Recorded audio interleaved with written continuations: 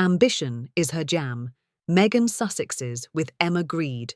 Masterclass in ambition, heart, high performance. Aspire with Emma Grede is more than a podcast. It's a masterclass in ambition, heart, and high performance.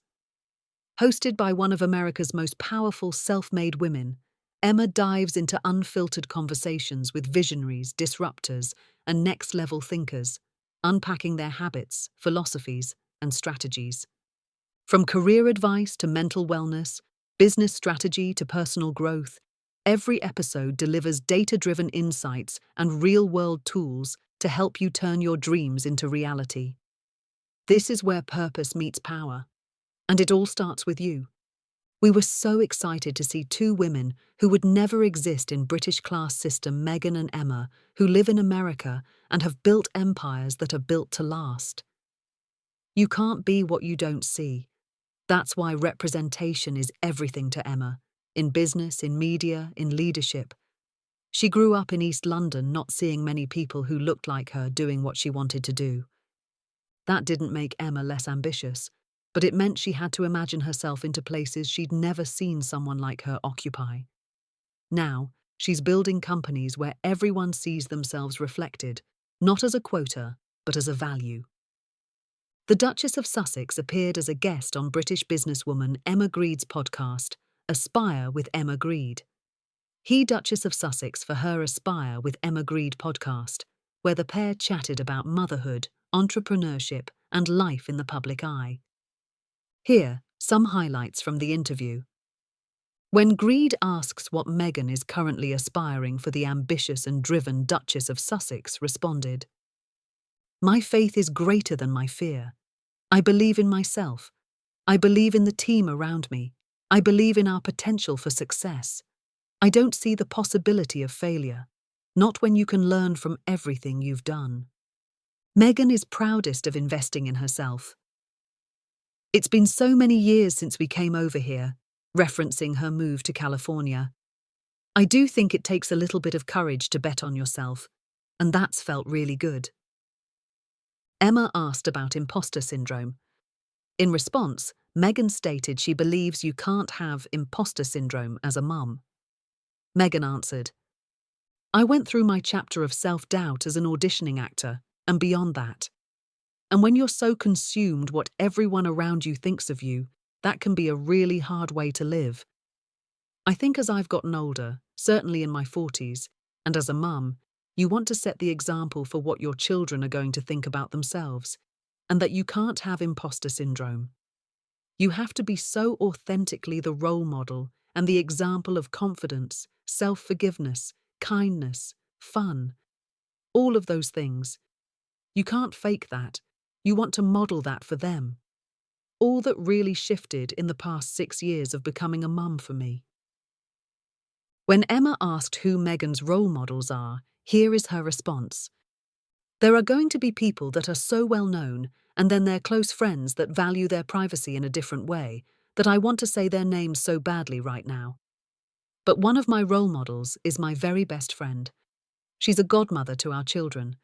I love how she carries herself in business. I think she is just a remarkable human being." If Meghan could change anything about her public narrative, she would ask people to tell the truth about her. Meghan says her public image is very different than it was before she married Prince Harry in 2018. All the people who ever worked with Meghan on photo shoots, on Suits, Hallmark, and all the indie films, and through her travel business love working with her. The only people who ever had a problem with Meg were an institution with a dodgy record on race, known for financing human rights violations of slavery and colonization in the global South. Grede then asks, "I want to say this to you in the best way, because I wonder, if you could rewrite your public narrative from scratch, is there anything that you would do differently?" Meghan responds, "Yes, I would ask people to tell the truth." When Grede asks if she ever gets angry about the lies written about Meghan, Meghan says, "Peaks and valleys." She continues, "My dear friend Serena," referencing Serena Williams, "she told me years ago, a lie can't live forever. 8 years is a long time, but not forever." The palace and British tabloids reacted as usual like rabid dogs, confirming the old American saying that a hit dog hollers. Meghan, Duchess of Sussex, refuted a tabloid story that said she made Catherine, Princess of Wales, cry days before her wedding to Prince Harry, instead truthfully stating that the reverse happened. Kate apologised the next day with flowers and a card. Meghan's best friend was at home and witnessed the Kate apologising. How do you walk the line between owning your narrative and feeding the frenzy? Grede asks Meghan. She responded, "It's okay to say no and set boundaries. It's a fine line, but it's also setting up boundaries, which I would say to anyone, no matter what you're going through, what your experience has been, you set boundaries of where you're comfortable. And it's okay to say no. It's okay to say, I'm not comfortable answering that. It's okay to pivot and to really get to the place where you don't feel like you have to explain yourself. And I think that comes with time, maturity, work, support surrounding you, but also to be authentic. I don't think there's any value either in being so rehearsed and just having your talking points. Just talk."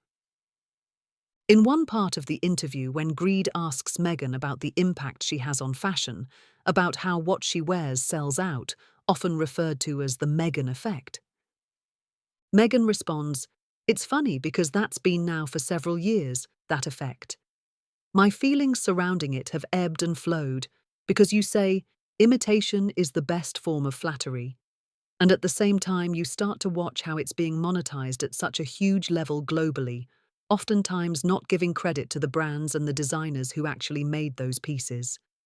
So it's a fine line between, well, do you want to spoon-feed who the brands and the designers are when it feels promotional, when I have no skin in the game in any of those arrangements?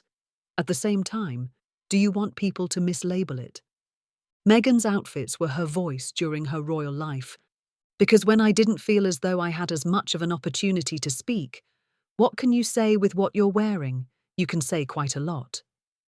She adds there was intention behind her clothing, saying, "In moments where I found I wasn't as empowered with my voice, I still wanted to be able to be heard in other ways. I still wanted women to know I was supporting them. I still wanted people to feel that even I didn't get an uplift from that. They did." It became uncomfortable when what her children were wearing started to get monetized. Meghan continues, though she was shocked that would happen with what her children wore. "What was so wild, maybe the surprise came in, when anything that my children were wearing started to get monetized and affiliate sales and part of headlines and things. That's where it became a little uncomfortable. But at the same time, you know when it comes from a place of love and excitement, very, very different. Then you can be happy about it. Of course, have the same dress Lily has." The beauty industry was something people were asking Meghan to get involved in. Before she decided to lean into jam, she debated fashion and beauty, though she isn't ruling them out down the road. "If I had gone into beauty, for example, it was definitely something that people were asking me to get involved in. I think it could be fun.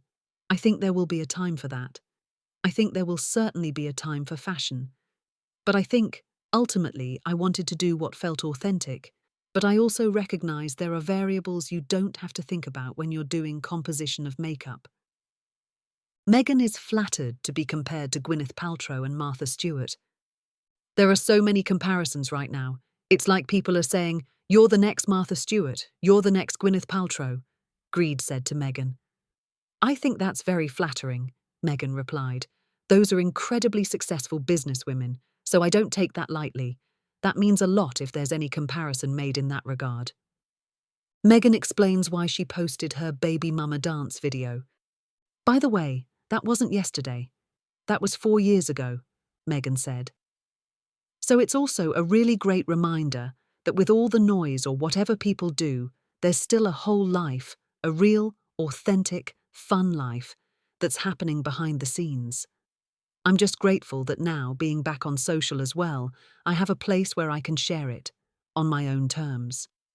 Social media is liberating. It was a great way for me to get her voice back, and her channel is a place of joy. Grede asked Meghan if she misses acting. She replies, "Sometimes." She does say that she deeply misses her Suits crew and wishes she could have formally said goodbye to that show, explaining, "It was such a unique time. We couldn't say that I was leaving necessarily. It was speculated, but after 7 years on the series, we couldn't have a going-away party. I couldn't say my goodbyes in the same way." The impact of teaching her kids gardening.